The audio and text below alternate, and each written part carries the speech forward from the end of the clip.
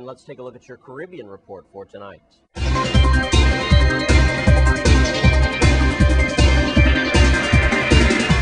We start with the man who is to become the second head of the Caribbean Court of Justice, and he has been named. St. Kitts-born Sir Dennis Byron, the court presiding judge at the UN International Criminal Tribunal for Rwanda, is to take over the president of the CCJ from retiring Michael Della Bastide.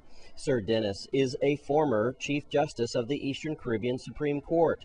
The JJC is the final appellate court for a handful of CARICOM countries and the dispute settlement court for the single trade market. And in Barbados, Barbados's opposition leader Owen Arthur has painted a gloomy picture of the state of the country's economy. Speaking at a budget presentation on Monday, Arthur said if the country is facing with a severe economic and financial crisis before the budget's presentation, it will continue to do so and even get worse after the estimates are put into effect.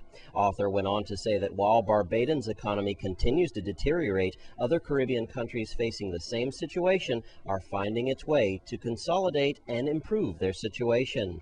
He called for more vision on the part of the administration. And in St. Lucia, senior tourism officials from across the OECS will meet in St. Lucia next week, March 23rd to Thursday, March 24th, at a workshop designed to develop the first common tourism policy for the OECS member states. The workshop falls under the project financed by the Commonwealth Secretariat and comes under the heels of the recently ratified Treaty of Bicêtre, establishing the OECS's Economic Union. The project commenced on January of 2011 and is expected to be completed on August of 2011. And finally, in Jamaica, heated arguments among attorneys forced the chairman of the Commission of Inquiry for Christopher Dudus Coke to adjourn Tuesday's session prematurely. The Attorney General and Minister of Justice Dorothy Lightenborn was under cross-examination by Patrick Atkins, attorney for Dr. Peter Phillips, when the adjournment was taken.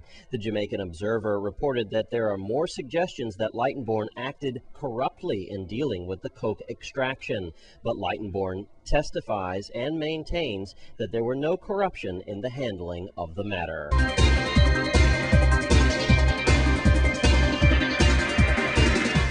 And that's your Caribbean report tonight. And fresh farm tilapia was harvested earlier today. Guess where? Golden Grove Prison. That's right. And News Channel 8's Wes Small was there. Thanks a lot, Jerome. We're at Golden Grove Prison today, and it's a win-win situation. It's a positive story. Tilapia, I got to tell you, what a sweet fish it is. And you're going to see how they've been harvesting tilapia here. It's a new program under the guise of UVI. Here with the purge tank. And these are the two farms there to my left. We're going to hear from the warden, Mr. Francois, in just a second. But first, I have the kitchen manager, Mr. Dunlop, here. And we're also going to talk to an inmate here. And we're going to figure out what is going on with this program. Mr. Dunlop, this is a win-win situation. We understand that they're going to be eating these fish, what healthy food it is inside. And I'm looking at these brothers out here. They look positive, happy to get outside and farm and things like that. We're going to hear from them in a second. What does this mean to the community and this institution? It goes to show that there's a lot of talent at Golden Grove. The main thing, because it does not the crime that they do, but the rehabilitation that they do for themselves. And this is going to put us on the map. That's right, reconstruction. That's right. All right, I got to hear from, because it's not often, I got to tell you that we hear from inmates, because, you know, let's face it, y'all have a lot of privacy concerns and everything going on. But first of all, what's your name? My name is Jay Judge. Yeah, Jay Judge. What does this mean to you to be able to sustain your own food, farming and tilapia, and then to eat a healthy meal inside?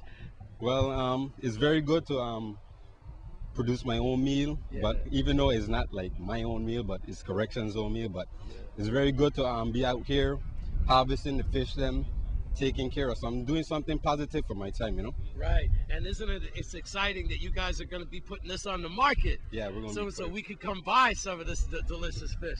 And how do you like tilapia? Are you a big fish guy? I'm a big fish guy. The last time we had got some from UVI, Miss Liebert, she had cooked them up for us, and they're delicious. You think the population's happy? How's the food in there? Well, the food is not too good, but now the food is going to be excellent. I hope you don't get in trouble for that, man. Look, Mr. Francois said I knew I shouldn't have let Wes talk to them. That's all right, man. Are you a veg? No, yeah, pure vegetarian. Yeah. All right. Hey, thanks a lot for All right, talking Mr. to me. All right, I'm here now with Mr. Sanderson, and your title is, sir? Employment coordinator. All right. I just work with the inmates to make sure that they're happy at the work that they do. Yeah, and this tilapia farm is a good thing. It is definitely a good thing. It's been on the drawing board for a while. We did our initial release in August, and now we're at the point of harvesting. And we let the public know that they too can take part in the purchasing of some of our tilapia.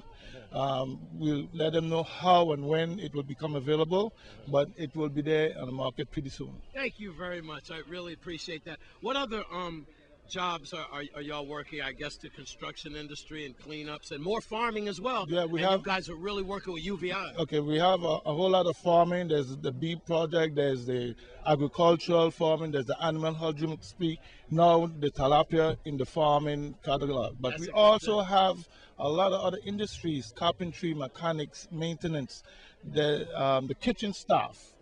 Believe it or not, the inmates also do the work that feed themselves. We have construction crews, special assignment crews that work on the outside.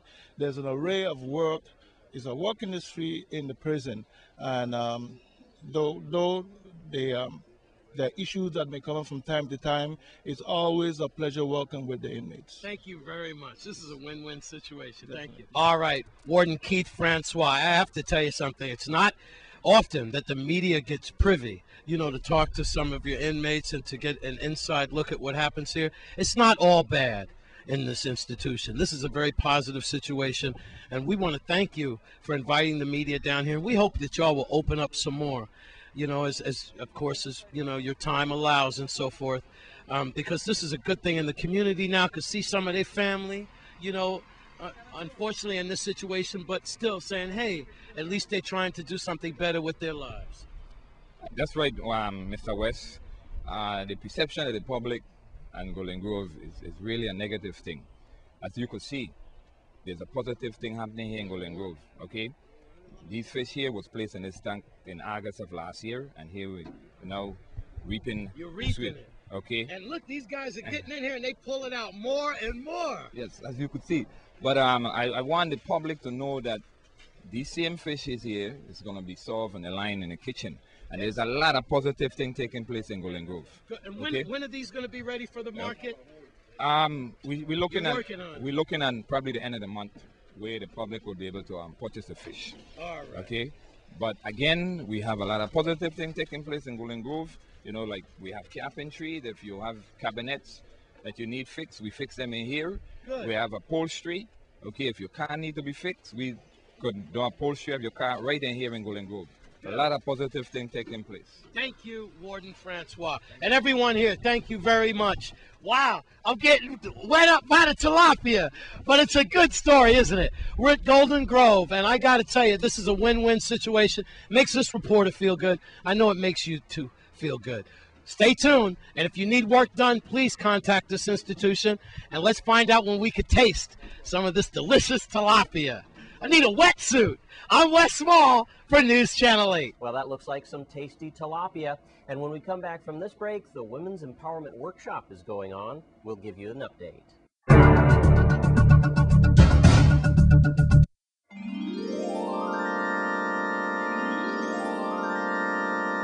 And there'll be a Women's Empowerment Workshop going on this weekend. Here's Wes with more. Female empowerment. That's going on this weekend. And remember, we promised you last week that we'd be back for an update on that, a much brighter note. And please tell us how we can get involved with that.